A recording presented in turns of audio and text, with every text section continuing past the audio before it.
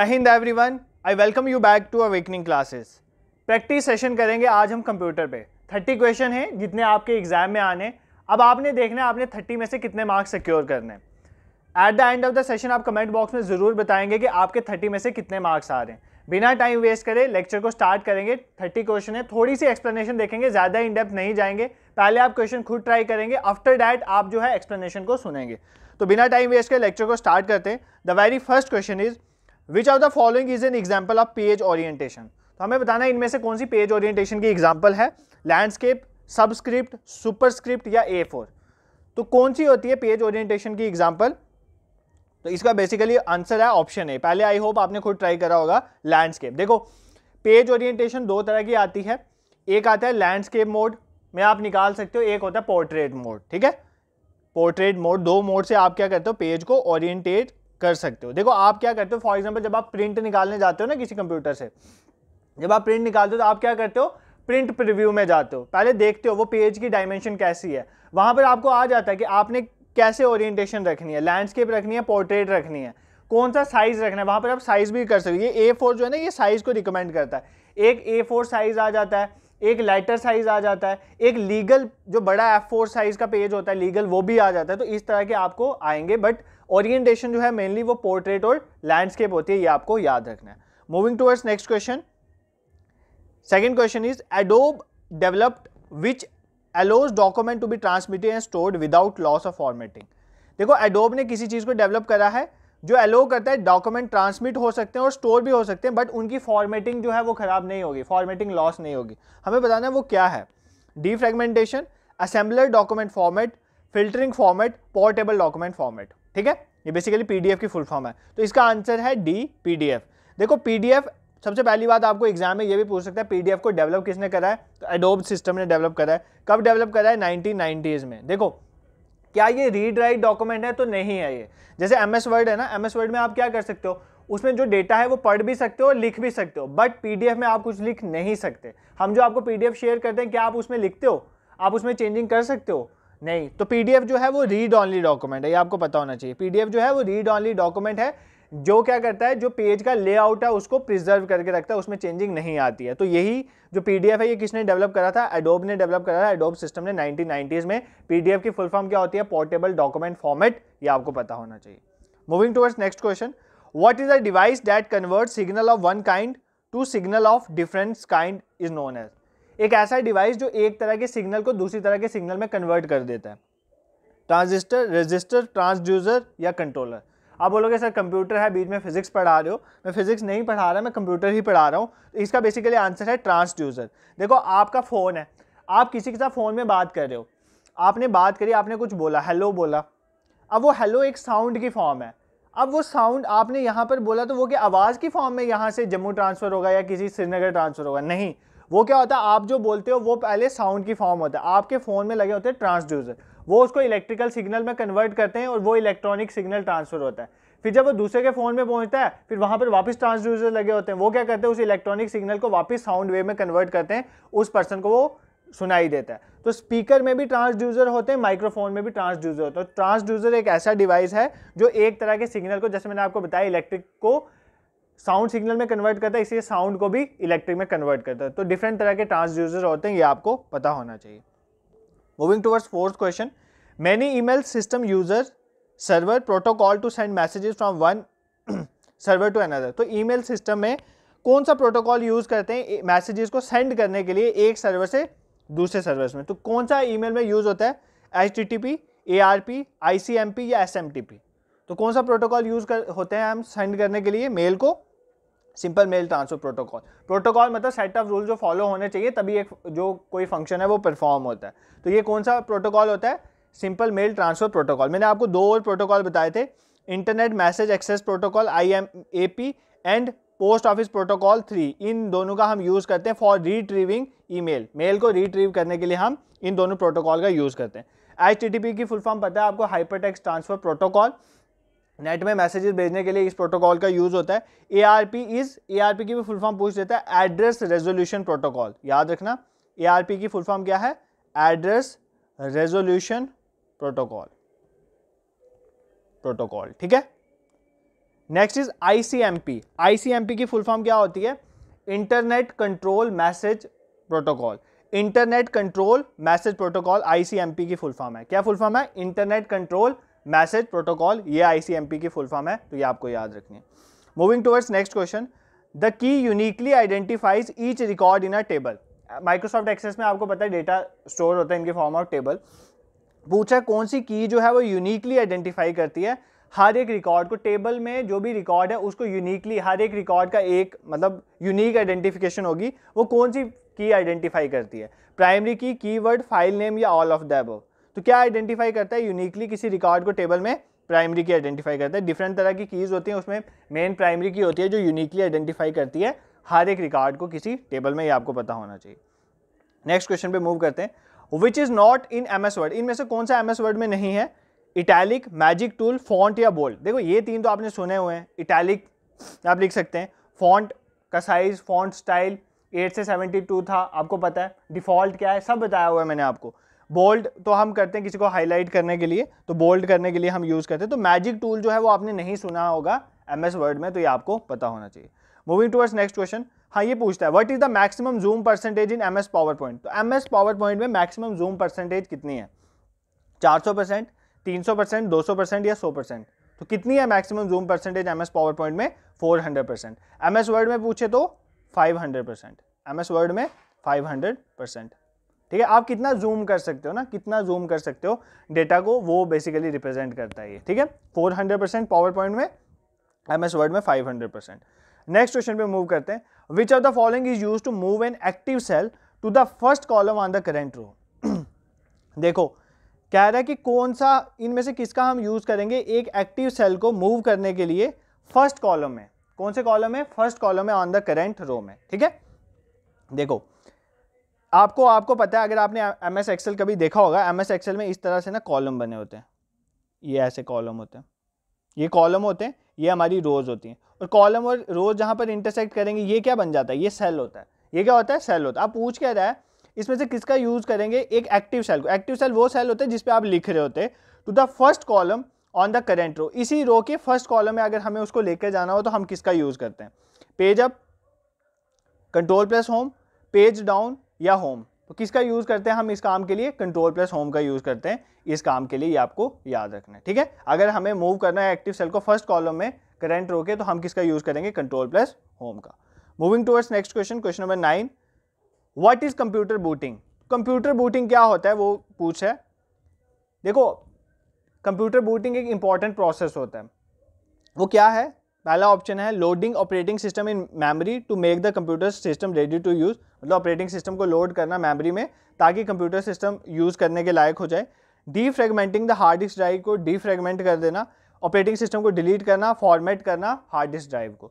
देखो बूटिंग का मतलब ही होता है कि ऑपरेटिंग सिस्टम जो है, देखो ऑपरेटिंग सिस्टम ही आपको पता है, ऑपरेटिंग सिस्टम आएगा तो कंप्यूटर के हार्डवेयर और सॉफ्टवेयर के बीच में इंटरफेस डेवलप होगा तो काम होगा।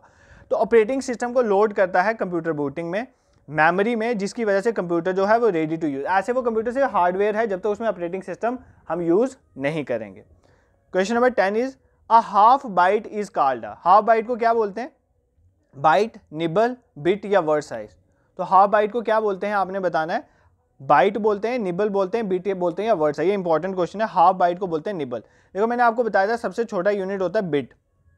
एक बाइट में कितने बिट्स होते हैं? 8 बिट्स होते हैं, 8 बिट्स होते हैं। ठीक है, अब कह रहा है हाफ बाइट निबल होता है। एक बाइट में 8 बिट्स होते हैं, तो इसका हाफ कर देंगे तो 4 बिट। इसका मतलब 4 बिट्स जो हैं वो एक निबल के बराबर होते हैं। तो एक निबल किसके बराबर होता है? 4 बिट्स के बराबर होता है। ये भी आपने याद रखना है। एक बाइट में कितने बिट्स होते हैं? 8 बिट्स, और एक निबल में 4 बिट्स। इसका मतलब एक बाइट में हमारे पास कितने निबल होंगे? 2 निबल होंगे। तो आपने ये याद रखना है। ठीक है, सबसे छोटा यूनिट बिट होता है और सबसे बड़ा यूनिट क्या होता है? जियोप बाइट। ये मैंने बहुत बार पढ़ाया हुआ है। एक मेगाबाइट में कितने किलो बाइट हैं? एक गीगाबाइट में कितने मेगाबाइट हैं? टेरा, पीटा, जेटा, जोटा, ब्रोंटो बाइट। ये सारे कर करके लास्ट कौन सा आता है? जियोप बाइट, जो सबसे बड़ा है। तो ये आपको ना एक बार टेबल देख लेना, मैंने अपने कंप्यूटर के बाकी लेक्चर्स में ये पढ़ाया हुआ है, तो वो आप वहां पर आप देख सकते हो। नेक्स्ट क्वेश्चन पे मूव करते हैं। कहते हैं the pen is an input device which is use to select and display object on the screen. जैसे ये मैं अभी पेन यूज कर रहा हूँ, तो पेन एक ऐसा इनपुट डिवाइस है जिसको आप यूज करते हो सिलेक्ट करने के लिए भी और ऑब्जेक्ट्स को डिस्प्ले करने के लिए स्क्रीन में, उसको क्या बोलते हैं? इंक, लाइट, मैग्नेटिक या कैरेक्टर रीडर। तो कौन सा पेन होता है? Light pen. लाइट पेन एक इनपुट डिवाइस है, पहले आपको पता होना चाहिए, जिसकी हेल्प से हम सिलेक्ट कर सकते हैं कुछ भी स्क्रीन में करना हो, और ऑब्जेक्ट्स को डिस्प्ले करवाने के लिए हम स्क्रीन में यूज करते हैं लाइट पेन को। Moving towards next question, what is the shortcut key for slide show in power point? तो स्लाइड शो अगर आपने स्टार्ट करना हो MS पावर पॉइंट में, तो आप कौन सी की का यूज करोगे?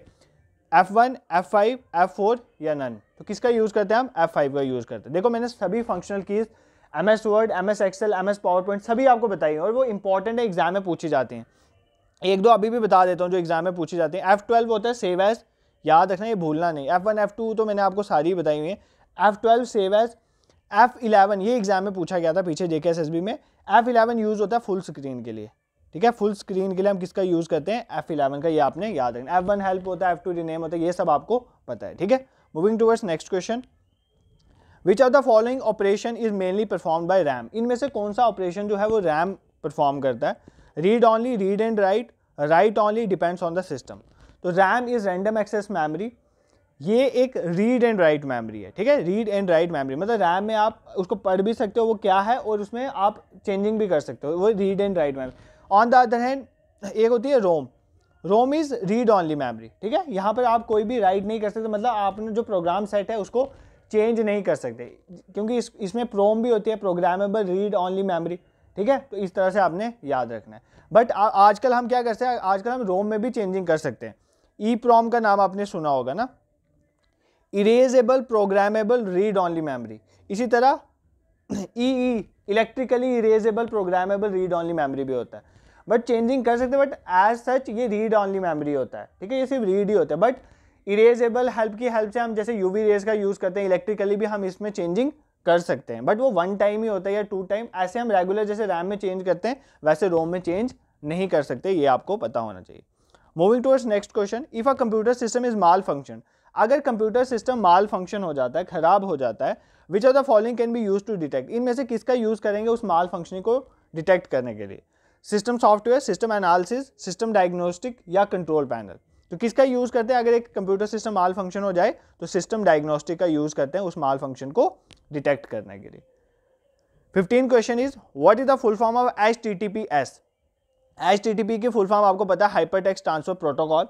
इसके साथ S लग गया तो बेसिकली हमें HTTPS की फुल फॉर्म बतानी है, हाइपर टेक्स्ट ट्रांसफर प्रोटोकॉल, और S स्टैंड फॉर सिक्योर। तो इसका ऑप्शन A करेक्ट हो जाएगा। देखो HTTP जो है वो भी एक प्रोटोकॉल है, hyper text transfer protocol, but वो सिक्योर नहीं है, मतलब उसमें जो डेटा है ना वो इनक्रिप्टेड और वेरीफाइड नहीं है। सिक्योर वाले में जो है डेटा इनक्रिप्टेड है और वेरीफाइड है। मेनली इसको ऑफिसेज वगैरह में यूज किया जाता है, जहाँ पर डेटा की प्राइवेसी को मेंटेन रखना, एंड टू एंड प्राइवेसी को मेंटेन रखना बहुत जरूरी होता है, इसलिए हम सिक्योर का यूज करते हैं। Next is the internet usages are, internet किसको यूज करता है? Circuit switching, telex switching, packet switching या टेलीफोन स्विचिंग? देखो इंटरनेट मोस्टली यूज करता है पैकेट स्विचिंग को। इंटरनेट में जो भी डेटा नेटवर्क्स के थ्रू ट्रांसफर होता है ना, वो in the form of packets होता है, तो पैकेट स्विचिंग की हेल्प से जो है इंटरनेट में डेटा ट्रांसफर होता है, ये आपको याद रखना है। Question number 17 is, web pages, web में जो पेजेस बनते हैं, वेब डॉक्यूमेंट्स बनते हैं, are saved in which of the following format? तो वो किस फॉर्मेट में सेव होते हैं?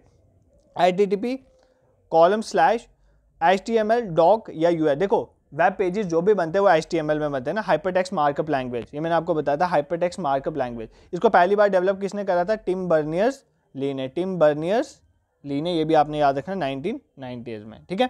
HTTP तो हमें पता है, इसी तरह से hypertext transfer protocol. DOC stands for document file, URL uniform resource locator to identify the source code, तो इसके लिए हम इसका यूज करते हैं, ऑलरेडी हमने कंप्यूटर के लेक्चर्स में पढ़ा हुआ है। Question number 18 is, dash infects the master boot record? कौन सा वायरस होता है जो मास्टर बूट रिकॉर्ड को इन्फेक्ट कर देता है, and is challenging and a complete task to remove the virus? इस वायरस को रिमूव करना बहुत डिफिकल्ट है, ठीक है, हमें बताना है कौन सा है, Trojan, polymorphic, boot sector virus या मल्टीपार्टिट? देखो वायरस है, एंटीवायरस आपके सिलेबस में मेंशन है, मैंने एक लेक्चर डाला था जिसमें मैं वायरस और एंटीवायरस आपको पढ़ाए हुए हैं अच्छे से, उसमें मैंने हर एक वायरस किस किस तरह का हो सकता है वो सारा एक्सप्लेन करा था। तो बेसिकली ये बूट सेक्टर वायरस होता है, जो मास्टर बूट रिकॉर्ड, जहाँ पर रिकॉर्ड्स मेंटेन होते हैं बूट, उसी को खराब कर देता है, और इसको ना रिमूव करना बहुत डिफिकल्ट है। नेक्स्ट क्वेश्चन पे मूव करते हैं। The process through which an illegitimate website pretends to be a specific legitimate website is known है। देखो ऐसी वेबसाइट देखने में वो आपको लगेगी लेजिटिमेट है, मतलब लीगल है, बट वो इलेजिटिमेट है, वो एक तरह की वायरस है, आपके फ़ोन या कंप्यूटर में आके वो उसको ख़राब कर देगी। तो इस वेबसाइट को क्या बोलते हैं? स्नीफिंग, स्पूफिंग, बैकडोर या वॉर डायलिंग, इसको बोलते हैं स्पूफिंग। ये सारे भी एक तरह के मतलब माल फंक्शनिंग के लिए हैं, बट बेसिकली स्पूफिंग होती है एक इस तरह की वेबसाइट जो प्रिटेंड करती है कि वो लीगल है, लेजिटिमेट है, बट वो इलेजिटिमेट होती है। ठीक है, next question is in an A3 cell, एक A3 सेल की बात, A3 सेल मतलब होता क्या है कि एक ए यहाँ एक कॉलम को रिप्रेजेंट कर रहा होता है, एक रो को रिप्रेजेंट कर रहा है, मतलब जैसे वो मैंने आपको बताया था बना के, एक्सेल की बात हो रही है। ठीक है, फॉर एग्जांपल ये हमारे पास आगे कॉलम्स, ये आगे रो, तो ये एक सेल है, मान लेते हैं ये कोई A3 करके सेल है। अब बोल रहा है A3 सेल में अगर ये लिखा हुआ है is equal to A1 plus A2, तो इसका मतलब क्या है? देखो इक्वल टू क्या बताता है? इक्वल टू MS एक्सेल में फॉर्मूला बताता है, तो ये आगे फॉर्मूला लगा, फॉर्मूला क्या है? A1 plus A2। तो हम क्या कर रहे हैं, A1 सेल में जो डेटा है उसको A2 सेल के डेटा के साथ ऐड करें, तो इसका क्या आ जाएगा answer? Addition of A1 and A3 will display A2, addition of A1 and A2 will display in A3। तो यही तो बता रहा है कि A3 में हम क्या करें, is equal to A1 plus A2, इसका मतलब A3 में सम हो रहा है किसका? A1 प्लस A2, मतलब A1 प्लस A2 को ऐड करके जो आएगा वो कहाँ जा रहा है? A3 में। तो वही बोल रहा है addition of A1 and A2 will display in, कहाँ पर दिखेगा वो? A3 में दिखेगा।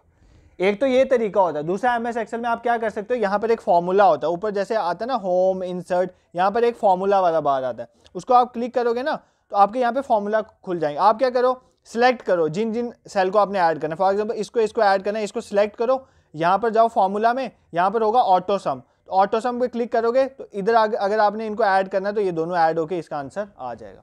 एक तो ऑटो सम करके कर सकते हो और दूसरा इक्वल टू लगा के फॉर्मूला लगा दो A1 प्लस A2, इस तरह से भी आप कर सकते हो। Moving towards next question, which of the following is not a secondary storage device, इनमें से कौन सा सेकेंडरी स्टोरेज डिवाइस नहीं है, हमें बताना है। ठीक है, hard disk drive, solid state drive, इनकी फुल फॉर्म्स भी याद कर लें साथ साथ, रैम, रैंडम एक्सेस मेमोरी या USB, यूनिवर्सल सीरियल बस, फ्लैश ड्राइव। तो इसका आंसर बेसिकली रैम। ये तीनों जो है ना ये सेकेंडरी स्टोरेज है, बट रैम जो है मेन मेमोरी का पार्ट है, ये जो है ये प्राइमरी मेमोरी होती है, this is not a part of secondary memory, random access memory, आपको याद रखना है। Question number 22, dash gets installed and stays hidden in our computer's memory, एक क्या चीज़ है ऐसी जो इंस्टॉल हो जाती है और छुप के रहती है हमारी कंप्यूटर मेमोरी में, it stays involve to the specific type of files which it infects. देखो एक स्पेसिफिक फाइल के साथ एसोसिएट होती है और उसको इन्फेक्ट करता है। Direct action virus, multi parted virus, polymorphic virus या बूट सेक्टर वायरस। तो कौन सा वायरस होता है ये? Direct action virus. तो देखो वायरस और एंटीवायरस की एक वीडियो देख लेना, आपके टॉपिक में क्लियरली मेंशन है, तो मैंने डाला हुआ है। और भी अगर आपने 3-4 दिन पहले मैंने कंप्यूटर के मैराथन सेशन लाए, ऑलरेडी 3 मैराथन सेशन, आपका इंटरनेट वाला, PDF, ईमेल, इस पे एक लेक्चर लाया था, एक लेक्चर MS पूरे वर्ड पे लाया था, MS Word, MS Excel, MS Office, मतलब MS पावर पॉइंट, ये सारा जो माइक्रोसॉफ्ट ऑफिस है इस पे लेक्चर लाया, ये देख लेना। अगर आपको कंप्यूटर में प्रॉब्लम, अगर आपको ऑलरेडी आता है तो देखने की जरूरत नहीं है, अपने कॉन्फिडेंस को हाई रखें, आपका एग्जाम जरूर क्वालिफाई होगा। Question number 23 is which operating system is not based on Linux kernel. तो इनमें से कौन सा ऑपरेटिंग सिस्टम लाइनेक्स कर्नल के बेसिस में नहीं है? मैक्सिमम लाइनेक्स कर्नल पे ही चलते हैं, यूबंटू, विंडोज, CentOS या फेडोरा। इसमें जो विंडोज है ना वो लाइनेक्स कर्नल के बेसिस में नहीं है। देखो कर्नल क्या होता है, kernel is basically a main part of operating system. देखो कर्नल जो है वो ऑपरेटिंग सिस्टम का मेन पार्ट है, इसका काम है, ये एक प्राइमरी इंटरफेस की तरह काम करता है, हार्डवेयर और प्रोसेसर ऑफ कंप्यूटर। देखो आपका अगर कोई हार्डवेयर है कंप्यूटर में, बाकी सारा पार्ट हार्डवेयर ही है, और आपका एक प्रोसेसर है, उसके बीच में इंटरफेस का मतलब कनेक्शन बनाने का काम करता है। ऑपरेटिंग सिस्टम का काम ही यही है, आपका हार्डवेयर आपके सॉफ्टवेयर के बीच में इंटरकनेक्शन डेवलप करता है, जिससे आप कोई भी ऐप वगैरह वहाँ पर चला सकते हो। तो लाइनेक्स कर्नल जो है उसके बेसिस में विंडोज़ नहीं है। विंडोज़ का माइक्रोसॉफ्ट ने क्लियर करा था कि विंडोज़ अपने ही कर्नल पे चलता है। कौन सा कर्नल है विंडोज़ का? Window NT kernel. ठीक है, विंडो एंटी कर्नल, बस इतना याद रख लो। ये भी याद करना जरूरी नहीं है कि विंडो जो है वो लाइनेक्स कर्नल पे नहीं चलता, उसका अपना कर्नल है। ठीक है, नेक्स्ट क्वेश्चन पे मूव करते हैं। PSTN is a part of, PSTN किसका पार्ट है? Datagram switching, circuit switching, none or both? PSTN is a part of circuit switching. ठीक है, सर्किट स्विचिंग का पार्ट है। PSTN की फुल फॉर्म आपको पता होना चाहिए, that is public switch telephone network, telephone network. ठीक है, ये फुल फॉर्म है हमारी PSTN की, ये फुल फॉर्म पूछी जाती है एग्जाम में। PSTN की फुल फॉर्म क्या है? पब्लिक स्विच्ड टेलीफोन नेटवर्क, ठीक है। सर्किट स्विचिंग क्या होता है? देखो, अगर आपको दो चैनल्स मतलब जैसे दो नोड्स हो गए, दो नेटवर्क के बीच में कनेक्शन बनाना हो ना, तो हम सर्किट स्विचिंग का यूज करते हैं।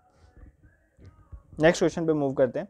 A computer communicates with other computer on the internet through. अगर एक कंप्यूटर को कम्युनिकेट करना हो किसी दूसरे कंप्यूटर के साथ इंटरनेट में, कौन से प्रोटोकॉल के थ्रू करेगा? IP, TCP, HTML या बोथ एंड भी? देखो दोनों का यूज करता है, इंटरनेट प्रोटोकॉल का भी, ट्रांसमिशन कंट्रोल प्रोटोकॉल का भी, ठीक है। HTML is what? Hypertext markup language, ये आपको पता होना चाहिए। Question number 26, which action is perform by pressing Ctrl+E in MS Word? MS word में Ctrl+E जब हम प्रेस करते हैं तो इसका क्या फंक्शन होता है? एग्जिट, एप्लीकेशन को एग्जिट करना, सभी चीज़ों को सिलेक्ट करना at a time, clear all या अलाइन सेंटर। देखो मैंने आपको बताया था Ctrl+E का मतलब होता है अलाइन सेंटर, Ctrl+R का मतलब होता है राइट अलाइनमेंट, Ctrl+L का मतलब होता है लेफ्ट अलाइनमेंट, ठीक है। Ctrl+J का मतलब होता है स्क्रीन को जस्टिफाई करना। Ctrl+J का मतलब क्या होता है? जस्टिफाई करना स्क्रीन को। Question number 27, dash is use to transfer the data directly to main memory without using the CPU। Important question है।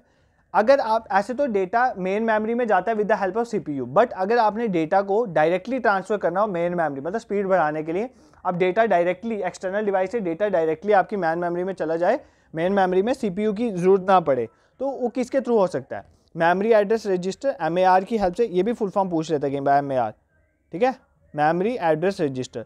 Device driver, input output interface या DMA कंट्रोलर, तो ये किसकी हेल्प से होता है? DMA कंट्रोलर, ठीक है, DMA कंट्रोलर। DMA की फुल फॉर्म होती है डायरेक्ट, याद रखना, डायरेक्ट मेमोरी एक्सेस, आगे क्या आ गया?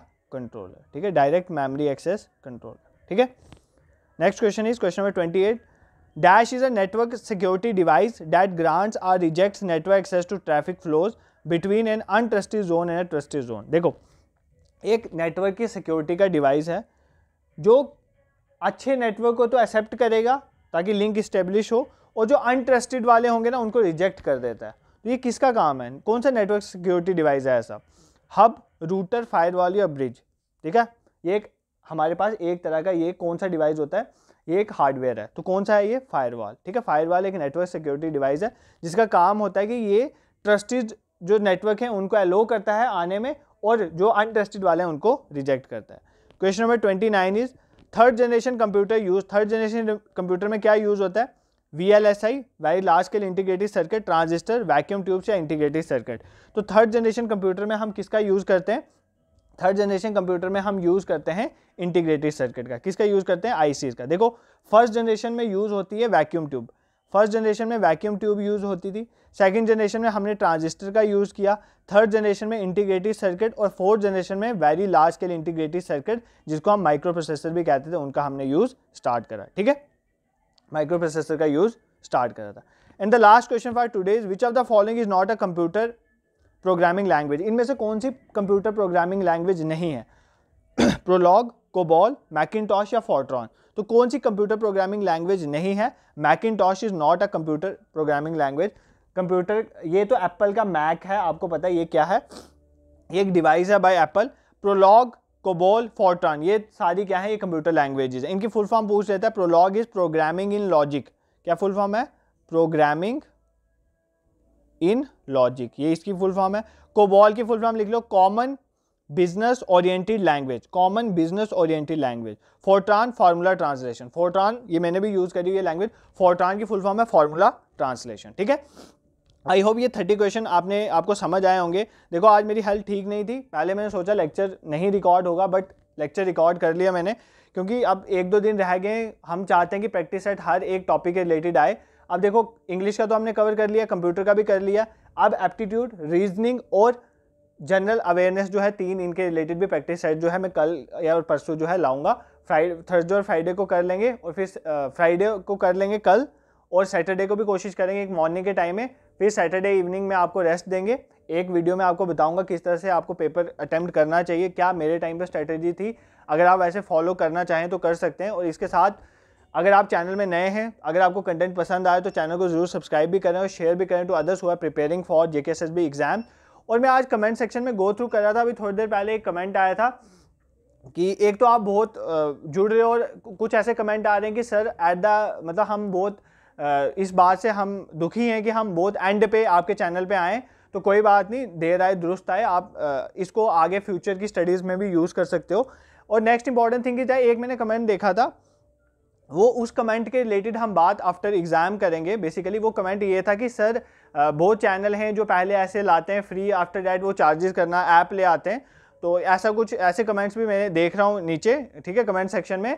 तो वैसे तो मैं इनको इग्नोर ही करना चाहूँगा, बट मैं आपको एक चीज़ बताता चलूँ, मेरा ऐसा कोई इंटेंशन नहीं है ऐप वगैरह लाने का। बट वेबसाइट मैंने आपके लिए बनाई हुई है जिसमें आपको मैंने फ्री मॉक टेस्ट प्रोवाइड करा था। मैं यहाँ पर चैनल पे आपको कंटेंट प्रोवाइड करूँगा। वेबसाइट में डोमेन और सर्वर की थोड़ी कॉस्ट लगती है। अगर मैंने इन फ्यूचर आपको मॉक टेस्ट प्रोवाइड करे, मैं आपको उतने पैसों में मॉक टेस्ट प्रोवाइड करूँगा जितना मेरा डोमेन सर्वर का खर्चा होता है। वो उतना कम अमाउंट होगा जितने की आप चिप्स खा लेते होगे, ठीक है। तो आप इसकी टेंशन मत लो, ये मेरा पैशन है टीचिंग। टीचिंग इज़ नॉट, अगर आपको लग रहा है मेरे पढ़ाने से कि ये मैं इकोनॉमी जनरेट करने के लिए कर रहा हूँ, तो ऐसा बिल्कुल नहीं है। टीचिंग इज़ माय पैशन और ये मैं अपने पैशन के लिए कर रहा हूँ, उसके लिए मेरे को मनी की ज़रूरत नहीं है, ठीक है। This is it for today, thank you so much for watching.